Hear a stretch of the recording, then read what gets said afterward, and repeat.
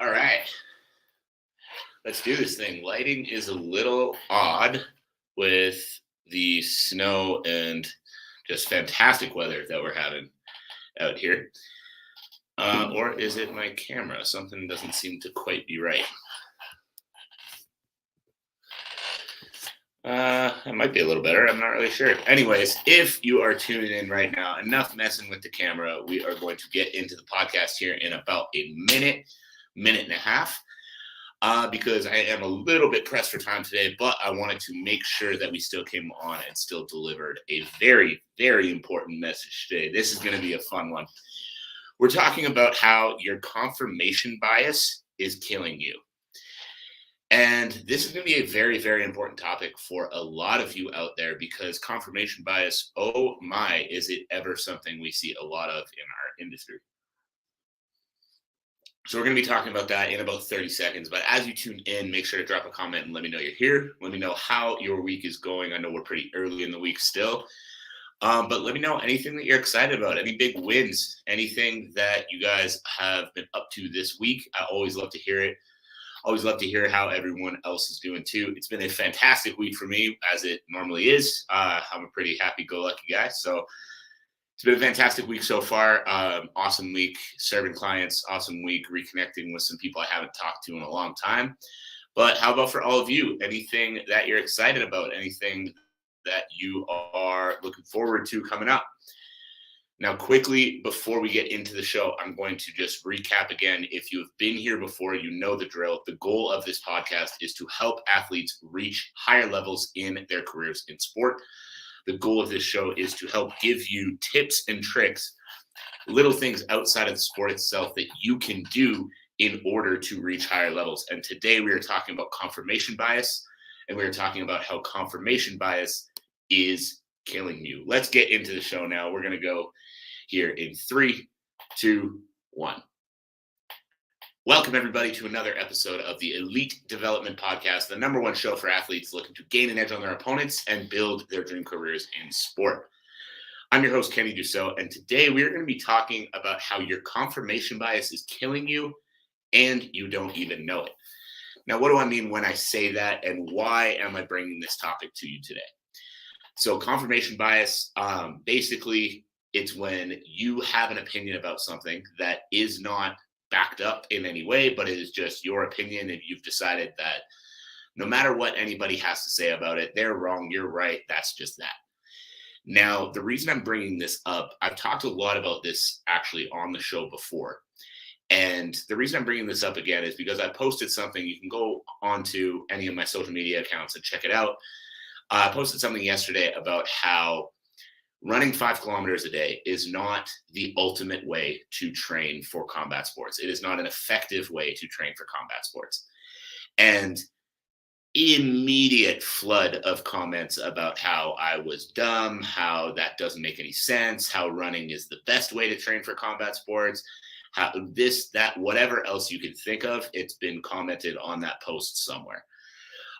There were definitely some good comments as well, and I'm not going to lie, very grateful for that. Very grateful that some people are keeping an open mind and understanding that there might be more to the game than what they're doing right now. And I want to speak particularly to one comment that I got on that post, and I won't go into too much detail, but basically this comment went from completely dismissing my point of view to, after going back and forth with me for a minute, wanting to actually sign up and work with me. So think about that. Going from completely dismissing what I had to say, that doesn't make any sense, you should be running, this is why, to, oh, what you're saying actually makes a lot of sense, and I think you could help me. Can I work with you? And so this is what got me thinking a lot about this topic for the podcast, because there are so many people with so many opinions about so many things that they're not backing up in any way, shape, or form. They've just decided because, I don't know, someone told me one time that this is the way it should be done, so that's the way it should be done. That if they took literally 5 minutes out of their day to have a discussion about things, they would understand that they don't know everything. And in turn, they would actually be able to learn and continue to progress in their life and their career at a faster rate. So I wanted to touch on that today. And so basically, like I've mentioned, confirmation bias, essentially, you're just so certain about something that no matter what someone else says, they're wrong, you're right, that's it, that's all. And there's no conversation about it. There's no discussion. There's no thinking, what if I'm not correct? What if this person has a point? And this is just killing you, plain and simple, because there are so many opinions that you have that aren't based off of anything that you're sticking to because you just have decided that you're right and everyone else is wrong. Now, we see this a lot in the strength and conditioning industry. And one of the main, one of the main places that I've seen it, and one thing that I'll give you an example of my own confirmation bias, because yes, I'm not a perfect human. I know that's shocking. But I'll give you an example of one of my own confirmation biases. It was about ladder drills. Before specializing in on combat sports, I worked with a lot of football players, a lot of hockey players. And if you have ever played football or hockey, you know that a lot of their strength and conditioning programming includes ladder drills. And ladders, for those who don't know, basically you put a ladder down on the ground and you have certain certain patterns that you have to run in and out of the ladder using. Now, originally, people started using this because it was supposed to make you faster. But really, when it comes to sport, agility and speed comes from being able to react to the stimulus of the sport, not being able to memorize a certain pattern to move your feet in. So as far as actually making you faster or actually making you more agile, this is not a good training tool. And so after learning, a little more about ladders and coming to my conclusion that ladders were not a good training tool, that was stuck in my head for a very long time. I had decided agility ladders were bad, period. And it wasn't until speaking to my good friend, Jeff Lavecchio, shout out to him, by the way. If you are an athlete of any kind, you should follow him on all his social media platforms. The guy's a genius. It wasn't until talking to Jeff where he was talking about agility ladders. And as soon as he brought them up, I was sitting there going, oh, no, don't tell me you use agility ladders, thinking that, this guy, I'm going to have to correct him and tell him that he's wrong. And then he explained how he uses them. He doesn't use them for agility and for foot speed. He uses them for a warm-up. He uses them to get people's brains functioning a little bit as they start warming up for their session. So he gives them certain patterns to run through the agility ladders in. And he gets them doing enough rounds to get their blood pumping, get their heart rate up, and just get them warming up in a different way. Brilliant. So again, immediately shattered my confirmation bias about agility ladders, but also made me realize how many things I was thinking so poorly about. Because this is something that literally for years, I was telling people agility ladders are stupid. You should never use them. They're so dumb. I don't know why anyone would ever use agility ladders, blah, blah, blah, blah, blah. And then Jeff came along and in 2 minutes, they are actually really useful, just not for the reason that a lot of people use them. So again, there are so many opinions that you have, so many things that you are doing, that if you would literally take 5 minutes to have a discussion about it, you would realize that there is more information out there than what you know. And in turn, because there's more information out there than what you know, you would realize that you have more to learn and you can make better progress. You can move forward faster in your life simply by opening up your mind and listening to other people. Now, one of the other ones, I'm not going to get too deep into this because this is just a conversation that I am not interested in having. One of the other ones that I see mass amounts of confirmation bias, and this is not focused around strength and conditioning, but one of the other ones, COVID. Regardless of what side you stand on it, I'm not here to say, it was one thing or it was another thing or it was good or it was bad or it was real or it was fake. I'm not here to have that discussion. But whatever side people tended to stand about COVID, if you thought it was the worst thing that had ever graced the face of the earth, the second someone said anything other than it's the worst thing that's ever graced the history of the face of the earth, most people's immediate reactions were, fuck you, fuck everything you stand for, and immediate just hatred and divide. Without having a conversation to think maybe, Where's the information coming from? Who's saying this? How did they get this information? And again, my goal is not to sit here and change your mind about COVID. My goal is not to sit here and have this deep discussion. My goal is just to show another very clear example of confirmation bias that happens, which is something when it comes to something medical like COVID, without actually doing a lot of research into it, just hearing, hey, this person said this, my opinion is formed. Everyone who doesn't agree with my opinion is wrong, right? But that was one of the things that, just really showed me how quick people are to jump on a side, not do any research, and just shit on anyone who doesn't agree with them. But again, believe what you will. I'm not getting into that, but it was just a very clear example of where confirmation bias comes out to play and how you can actually go about, deciphering that or seeing that within yourself too. So now we've talked about confirmation bias, and what I want to bring to you is what is something currently in your life, whether that be in training, whether that be in life, whether that be, an example like COVID, whatever else it is, what is something in your life that you are suffering from confirmation bias?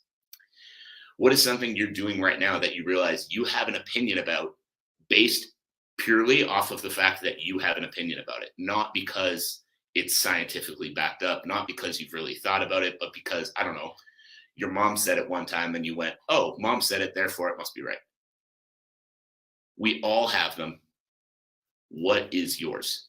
Because just by opening up your viewpoint on whatever that is, you could actually see the light that you might, be incorrect. You might not know everything. You might be able to learn a little something. Excuse me. So now that we have talked a little bit about confirmation bias, I want to get into how do you find this in yourself? How do you actually go about looking at your own life and saying, wow, maybe I need to open my mind up a little bit about that topic? So the first thing that I would say is, if you are looking to find your confirmation biases in your own life, is anytime you hear someone give information and your instinct is to say, fuck you, or your instinct is just to disregard them immediately, the chances are you need to look into it a little bit more. Plain and simple. You probably need to look into it a little bit more. Because if you have just have the instinct of getting mad, getting upset, disregarding what they have to say, ask yourself this: why don't I like this opinion? So as an example, the post I talked about when I said running 5 kilometers every day is not an effective way to train for combat sports. If I was one of those people leaving the stupid comments on that post, I would immediately ask myself, why do I not like this opinion? Well, the chances are, if I don't like this opinion, it's because I'm currently running 5 kilometers every day to train for combat sports and don't like that someone's telling me that the work I'm doing isn't the most effective work it could be. What part do I disagree with? Now you can ask yourself, do I firmly disagree? Do I absolutely think running 5 kilometers every single day is the best way to train for combat sports? Plain and simple, no ifs, ands, or buts about it. That is the answer. That is that. Do I really believe that? Do you really believe that that is the answer? There's no way that there's anything else that goes along with that. Because if you really believe that, okay, the part you disagree with is the, main point of my actual statement. Now, what part do you disagree with? You find that out. And then the next question I would ask yourself, why do you disagree with that statement? So again, coming back to that post I was talking about, me saying running 5 kilometers every day is not an effective way to train for combat sports. Why do I disagree with this statement? Well, one of the comments on the post was saying that fighting takes energy, running takes energy, therefore, that's what you need to do to prepare for fighting. So this opinion, again, I see on the surface where you're coming from, but this is as basic of a point of view as it gets. Running takes energy, fighting takes energy, therefore running equals fighting. It's just not how it works. Running is generally done at a steady pace for the duration of the time. Fighting is explosive, relaxing, explosive, relaxing, explosive, relaxing throughout the course of the fight. So how are you going to tell me that running at one steady pace is the best way to train for a sport that is explosive, relaxing, et cetera, et cetera, et cetera. Instead of, which I added in the comments, in the caption, sorry, instead of building strength, building power, improving speed, working on conditioning, both anaerobic and aerobic, which one is going to be a better answer? Mine. Hate to be cocky about it, but mine. Because again, my answer is actually backed up based off of research. Whereas somebody saying running takes energy, fighting takes energy, therefore running is the best way to train for fighting. Like, how quickly can you poke a hole in that argument? But again, my guess is that person had someone say to them, hey, if you want to be a good fighter, you need to run every day. So they said, if I want to be a good fighter, I need to run every day, without looking into it for 5 more minutes. And then when they saw my post saying, hey, that's not actually the best way to do it, instead of saying, what's he talking about? Maybe there's something to this. He immediately went to, that guy's wrong. He's an idiot. I'm right. And I'm going to keep doing what I'm doing. So when you are looking at information on the internet, when you are reading a book, whatever else it might be, ask yourself, why don't I like this opinion? What part of this opinion do I disagree with? Why do I disagree with this part of this opinion? And then the last thing is back up your reasoning. Back up your reasoning. If you disagree with something that you read or something that you watch, back it up. Show why you disagree. Show why your way is better. And then you can understand whether or not you're right or whether or not you have something to learn here. I'll give you an example on this one. I saw a video. This was probably 18 months ago now, but it still sticks in my mind because it's one of the most ridiculous things I've ever seen. A strength coach had one of his athletes jumping onto a standing airplane tire wearing hockey skates in the gym. Yes, you heard me correctly. Jumping onto a standing airplane tire. So it was like upright as if it was about to go on the plane. So it was an unstable landing while wearing hockey skates in the gym. So my immediate reaction was, fuck this guy. But when I sat and thought about it more, I realized I don't like this because it's dangerous. You're jumping and landing on an unstable surface wearing unstable footwear in the gym. So the reasoning behind it that they gave was, I can't even remember. The explanation was terrible, but basically they said, you want to wear skates as much as possible because you wear skates on the ice. And like, okay, but also that doesn't mean that you need to wear skates in the gym. If you build up strength and power and speed in the gym and then strap skates on and also do power skating classes and learn how to skate and all of that, it's going to translate over. But instead of wearing unstable footwear, jumping onto an unstable surface to develop power while wearing your skates because you need to wear skates more in the gym, why would you not wear stable footwear like shoes, jump onto a stable surface like a plyo box and focus on being more explosive and in turn translating that over to the ice? So by looking at it and by actually asking the questions, like I sat and I looked and I asked the questions, why don't I like this? I don't like it because it's dangerous. And then what part of this do I disagree with? I disagree with the fact that you have to wear your skates at all times if you're training for hockey, because that's just silly. And building up the power and the strength and the speed has been proven over years and years and years of training to be an effective method to transfer over to the ice. Why do I disagree with this? Because of what I just said. And then backing up my reasoning, you can develop all the physical qualities this person was trying to develop with their athlete in a much safer way and translate it over to the ice just as effectively. So you're backing up your reasoning.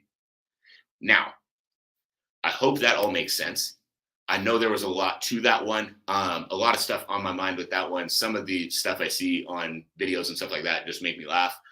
But it really got me thinking. There are a lot of people out there that won't take the time to actually digest and understand information that they hear on the internet. They're just going to immediately dismiss it. And a lot of the time you should immediately dismiss it. There are a lot of idiots out there.